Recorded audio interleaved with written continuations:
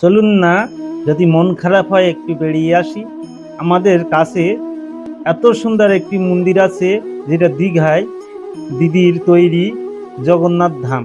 উনি যত কাজ খারাপ করুক, তার ভিতরে ভালো কাজের ভিতরে এই কাজটার জন্যে ওনাকে আমি ধন্যবাদ জানাচ্ছি। উনি আমার সারা জীবন বিরোধী ছিলেন এবং আমি ওনার কাজের জন্যে তিরস্কার করতাম, কারণ উনি খুব মুসলমান অনুরাগী ছিল।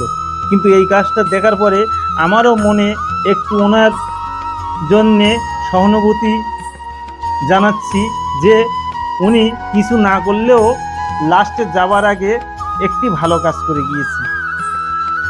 এই সময় এত সুন্দর একটা মন্দির রেখে গিয়েছে, মানুষ চলে যায় কিন্তু রেখে যায় স্মৃতি।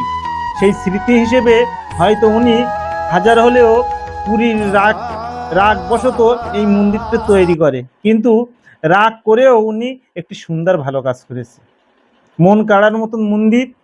আমি যেটা বলবো, যে বিশেষ করে ইস্কন মন্দিরের পরের যদি কোনো ভালো মন্দির থাকে, সে মন্দিরটার প্রথম ধাপে এই মন্দিরটার মন কেড়ে নেবে।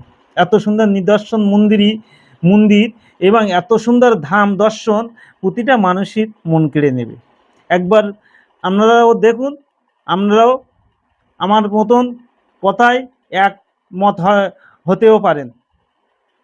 দেখুন কি সুন্দর লাগছে।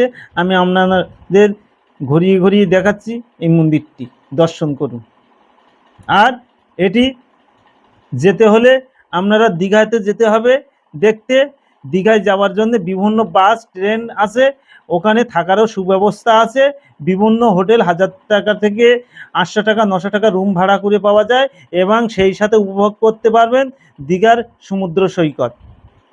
এবং এই মন্দিরটা এতটা আয়ত্তক্ষেত্র নিয়ে তৈরি, অনেকগুলো মন্দির একত্রিত করে এই মন্দির ধামটি তৈরি করা।